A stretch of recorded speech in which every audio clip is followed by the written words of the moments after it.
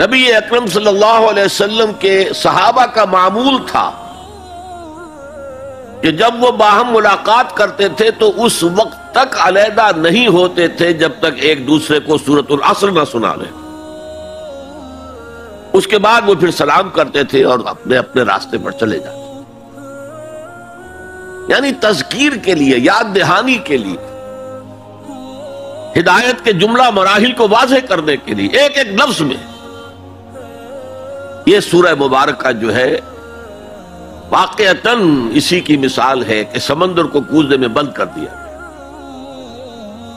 ایک اعتبار سے یوں بھی کہا جا سکتا ہے کہ یہ قرآن حکیم کے مضامین کا انڈیکس ہے.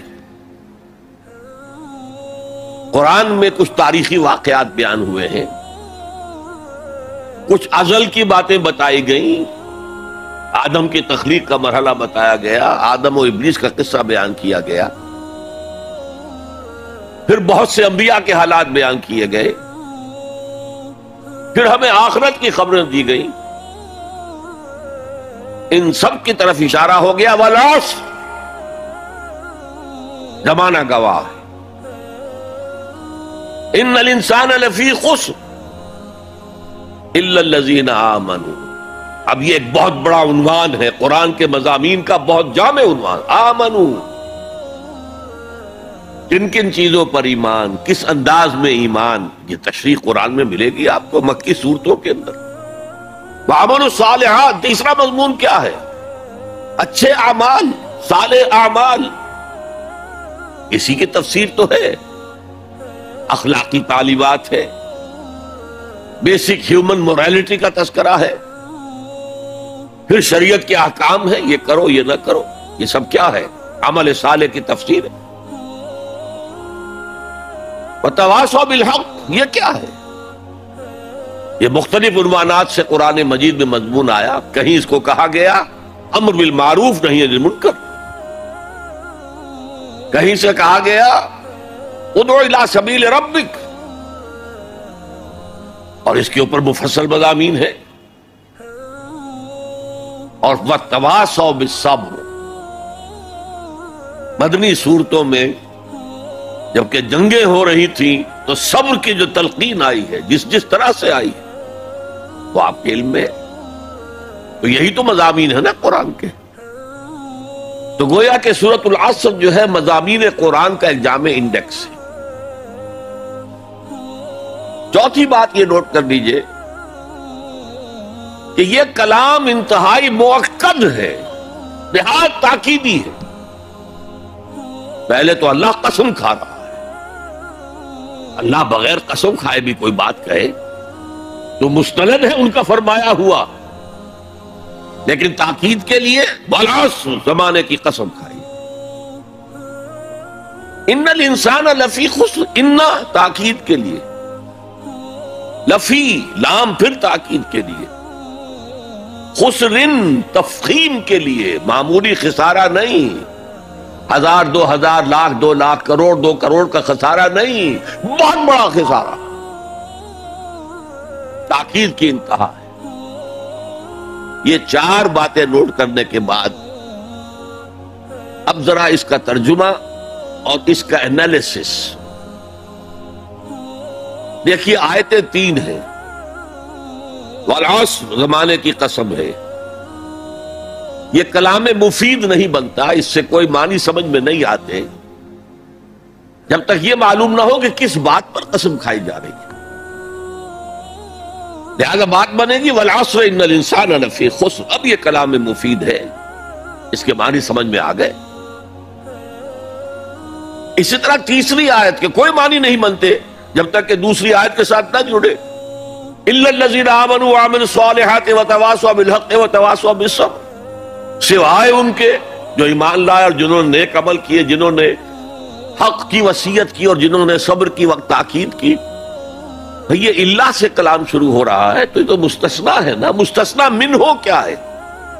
کس سے مستثنا کیا جا رہا ہے؟ دوسری آیت کے ساتھ جوڑیں گے تو معلوم ہوگا کہ ہاں اب یہ کلام مفید ہے. ان الانسان لفی خسر الا الذین آمنوا وعملوا الصالحات وتواصوا بالحق وتواصوا بالصبر. اس سے کیا بات سامنے آئی؟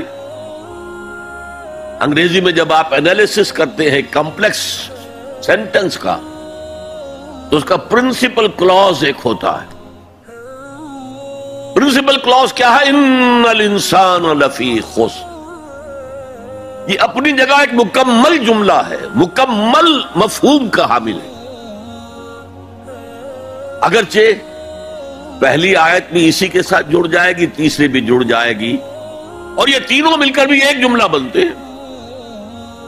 زمانے کی قسم ہے تمام انسان بڑے شدید گھاٹے میں ہیں سوائے ان کے جو ایمان لائے اور جنہوں نے نیک عمل کیے اور جنہوں نے حق کی وصیت کی اور جنہوں نے صبر کی وصیت کی. اب ذرا اس جملے کو اپنے ذہن اور شعور کی سطح پر لکھ لیجئے یا لوح قلب پر کندہ کر لیجئے.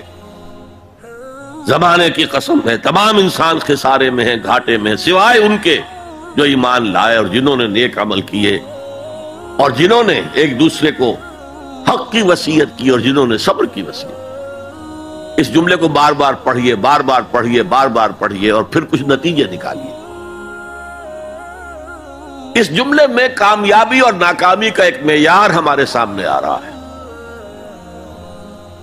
جو ہمارے عام طور پر ذہنوں میں معیارات قائم ہیں کامیابی کے، ان سے بالکل مختلف.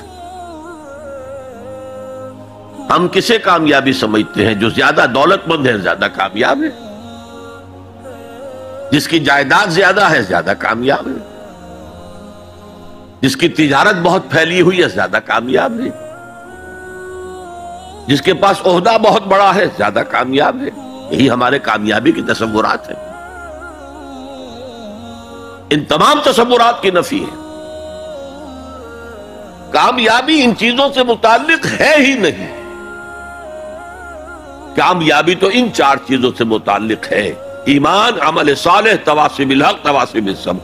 یہ ہیں تو کامیابی ہے، یہ نہیں ہے تو کوئی کامیابی نہیں. آپ کو سلطنت عرضی مل جائے کوئی کامیابی نہیں، دنیا بھر کی نعمتیں مل جائے کوئی کامیابی نہیں، جب تک کہ یہ چار چیزیں موجود نہ ہوں: ایمان اور عمل صالح اور تواصی بالحق اور تواصی بالصبر. اور اگر یہ چار چیزیں حاصل ہوں تو چاہے کوئی آپ کو جانتا بھی نہ ہو، چاہے آپ کسی کٹیا میں رہتے ہو، کوئی محل نہ ہو آپ کے پاس، چاہے آپ کو روکھی سوکھی بھی مشکل سے ملتی ہو، آپ کامیاب ہیں. یہ ذہن میں رکھیے. معیار جب تک ہمارا یہ نہیں بنے گا ہم اسلام کے راستے پہ چل ہی نہیں سکتے. اس لیے کہ انسان جو بھاگ دوڑ کرتا ہے، جو سعی کرتا ہے، دن رات محنت کرتا ہے، راتوں کو سوچتا ہے، پلاننگ کرتا ہے، وہ کامیابی کے حصول کے لیے. اگر کامیابی کے یہ تصورات ہیں تو انہی کے لیے بھاگ دوڑ کرے، دنیا میں گم ہو جائے گا. جیسے اقبال نے کہا کہ کافر کی یہ پہچان کے آفاق میں گم ہے اور مومن کی یہ پہچان کے گم اس میں ہے آفاق. یہ معیار ہے در حقیقت، جیسے کہ حضور نے فرمایا صلی اللہ علیہ وسلم کہ بہت سے لوگ ایسے بھی ہوتے ہیں جو اگر کسی محفل میں جانا چاہیں تو باہر نہ پا سکے، انہیں اجازت ہی نہ ملے. اگر وہ کہیں رشتہ کرنا چاہے تو کوئی انہیں رشتہ نہ دے. لیکن اللہ کی نگاہ میں ان کا وہ مقام ہوتا ہے کہ اگر وہ بھولے سے کسی بات پر قسم کھا لیں تب بھی اللہ ان کی قسم کی لاج رکھتا. آپ سوچئے ابو ہریرہ کا کیا مقام تھا، ابو ذر کا کیا مقام تھا. حضور فرماتے ہیں صلی اللہ علیہ وسلم: من کان یسرہ ان ینظر الی زوج عیسیٰ فلینظر الی صاحب ابی ذر. جس شخص کو اس سے خوشی حاصل ہوتی ہو کہ حضرت عیسیٰ کا زوج اپنی آنکھوں سے دیکھے تو میرے اس ساتھی، میرے اس دوست ابو ذر کو دیکھ لے. یہ لوگ ہیں کامیاب ترین. حضرت علی کی جب شادی ہو رہی تھی حضرت فاطمہ سے رضی اللہ تعالی عنہما، ان کے پاس کوئی مکان نہیں تھا. ایک انصاری صحابی نے ایک حجرہ دیا ہے جس میں کہ وداع ہو کر حضرت فاطمہ گئے. کوئی گھر نہیں تھا، فقراء صحابہ میں سے تھے. مہر دینے کے لیے کچھ نہیں تھا. حضور نے پوچھا کچھ ہے علی تمہارے پاس مہر دینے کے لیے؟ کیا حضور کچھ نہیں میرے پاس. فرمایا تمہارے پاس وہ زرہ ہوتی تھی ایک. عرض کیا جی زرہ تو ہے، لیکن ظاہر بات ہے زرہ تو ہتھیار ہے، جنگ کے لیے ہے، جہاد فی سبیل اللہ کے لیے. آپ نے فرمایا جاؤ اسے بیچو یا گروی رکھو، کچھ لے کر آؤ، مہر تو دینا ہے. کیا اس مفلسی کی وجہ سے حضرت علی ناکام انسان تھے؟ لیکن واقعہ یہ ہے کہ کامیابی کے اور ناکامی کے اس معیار پر ہمارا دل ٹھکتا. دل ٹھک جائے تو کیا کہنے، زندگی میں انقلاب آ جائے. میں جو بات کہہ رہا ہوں دل گواہی دے گا کہ صحیح ہے، لیکن برا نہ مانے تو میں عرض کروں گا. قرآن مجید میں ایک آیت آئی ہے کہ اے محمد جو کچھ آپ کہہ رہے ہیں صلی اللہ علیہ وسلم، کوئی بات لگتی تو ٹھیک ہے. ان نظن الا ظنا وما نحن بمستيقنين، گمان سا تو ہوتا ہے جو آپ کہہ رہے ہیں ٹھیک ہے، میں یقین نہیں ہوتا. اور یقین جب تک نہیں ہوگا وہ آپ کی زندگی پر وہ اثر انداز نہیں ہو سکتا. وہ معیار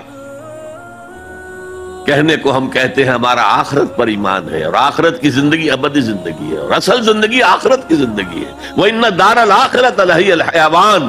لیکن ہماری بھاگ دوڑ، ہماری سعی و جہد، کہاں سے کہاں ہم جاتے ہیں اچھے کیریئرز کی تلاش میں.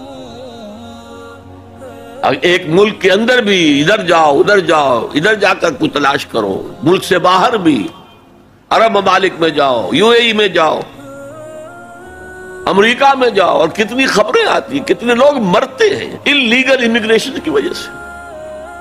پورے جہاز ڈوب جاتے ہیں. انلیگل امیگریشن کس چیز کی تلاش میں؟ کیا اللہ یہاں رازق نہیں ہے، رزق نہیں دے سکتا؟ لیکن یہ کامیابی کی زندگی جس میں چمک ہو دمک ہو، تو اقبال کہتے ہیں کہ خرد کو خیرہ کرتی ہے، عقل کو خیرہ کرتی ہے چمک تہذیب حاضر کی. یہ صناعی مگر جھوٹے نگوں کی ریزہ کاری ہے، یہ جھوٹے رزقوں کی ریزہ کاری ہے، کوئی اس کی حقیقت ہی نہیں. تو پہلی بات زمانے کی قسم ہے، تمام انسان خسارے میں ہے، یقیناً ہے سوائے ان کے جو 4 شرطیں پوری کریں. الا الذین آمنوا وعملوا الصالحات وتواصوا بالحق وتواصوا بالصبر.